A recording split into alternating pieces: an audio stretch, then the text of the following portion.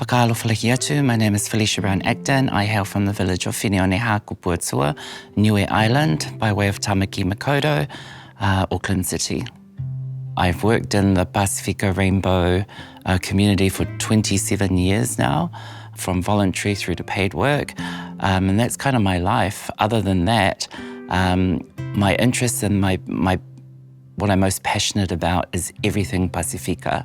So dance, costuming, lalanga, weaving, being a fangirl of beauty pageants. Yeah, so there's so much to my world that make my life full of colour, joy, happiness. Also, activism is a big part of my life. As a little kid, the epitome of a beautiful Pasifika woman was my mother. I would draw images of her as a kid, and all the flowers that I would put in her hair were always tiare Māori, always a gardenia ciale or a tiare. This is a flower that I kind of hold close and dear to me as a result of that connection and the ideal of femininity and the connection to my mother. When you would travel between Auckland and Niue back in those days, your family would gift you with garlands of flowers and fofo, and so the restrictions back then were not as they are today with math. So my mother would wear all this stuff and come back to Aotearoa, and she would be adorned in like beautiful long frangipani, leis and fofo, and you know, as a kid, smelling that, seeing that, again, it was that image of my ideal of a beautiful woman draped in gifts that were, given to her.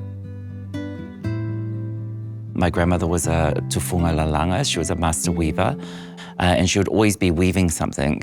And my mother and her elder sister, we would always congregate at my auntie's house in Mangere. And my mother, my auntie, my grandmother would always be, my mother would be stripping the lauwha or softening it. So as a little kid, I saw this very, very early, not only the practice of lalanga or weaving, but I also was immersed in the communal aspect of it. I realized very early as a young adult how privileged I was to have experienced being able to sit at the feet of my grandmother and my mother and absorb all that knowledge through seeing and doing. And I've applied that in life skills, like, weaving in itself have many lessons to teach people. In particular, if you weave something and it doesn't fall in place, or it doesn't connect, or it doesn't look like it's sitting properly, you then either stop, reflect, because you're not centered to be weaving, or you can unravel it and work out the mistakes and then go forward again. And these are just synonymous to life lessons. There's a cocoa net series where I'm sitting making hibiscus flowers because so many people wanted to learn how to make them. I teach people in community workshops how to make the petals and how to make the flowers, because I just believe in that whole thing of passing on knowledge. It's about learning a skill, knowing how to do it, not keeping it to yourself and sharing it with others, because the more flowers in this world, the better. For me, putting, the hiapo designs on both of my legs is an acknowledgement to my culture. But this leg is for my ancestors, so this is my grandmother's side, and this side on the left is the living. And there's a woven pattern, one that points to the heavens on my grandmother's side, and then one that points to the earth, which is the living here on earth today. It's about growth, it's about strength, it's about connection, it's about relationships. And so, yeah, this is where I chose to put it. And nobody else has this other than me, and it's a reference of me being a Niuean.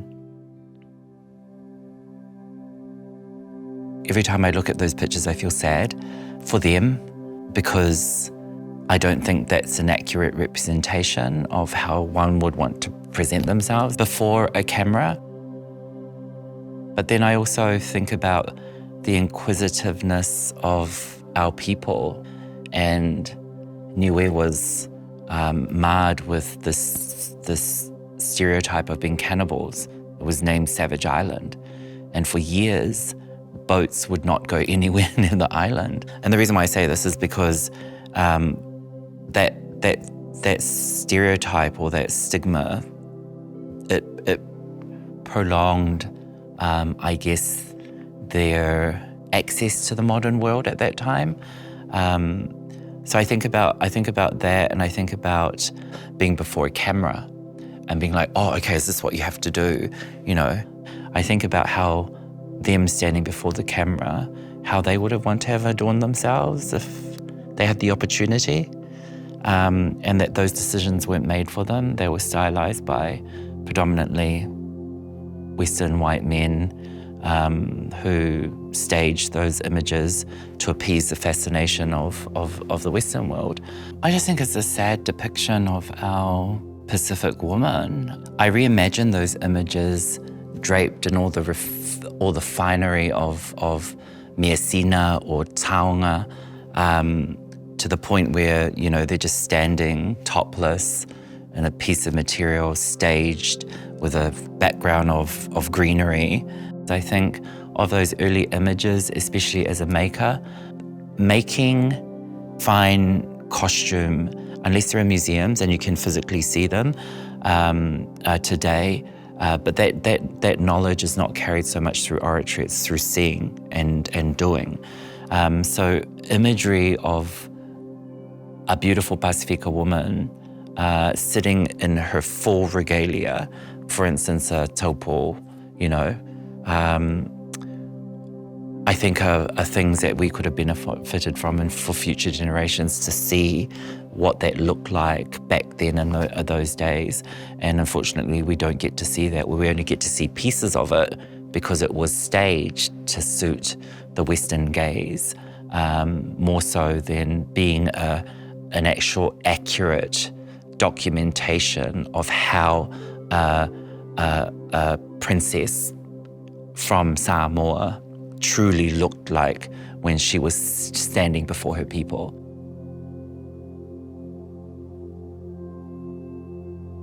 When I heard you talk about Poitua, I had no idea who you were talking about. And it wasn't until you took us, and it was the first time that I saw that image of Poitua that I automatically gazed at. Not so much her bare-breasted, it was the tiare flower that caught my eye. I knew it straight away as a tiare.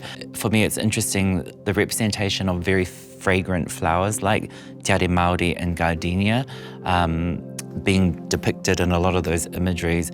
And I don't think this would have been as a result of a Western photographer. This would have been intentional by these women to utilize it, because these are flowers that are highly fragrant.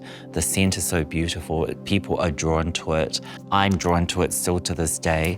And those are the things within our culture, like garlands, like in Tonga, the heilala and the mixture of other scents of different plants bring this aroma.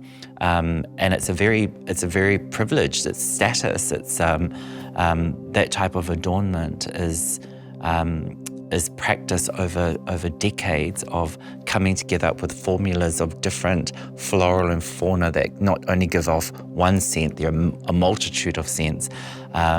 So it's interesting how that played a strong connection by the use of these women and when they would put them in the flowers, because it's a marker of finding your suitor, or it's a marker of something beautiful.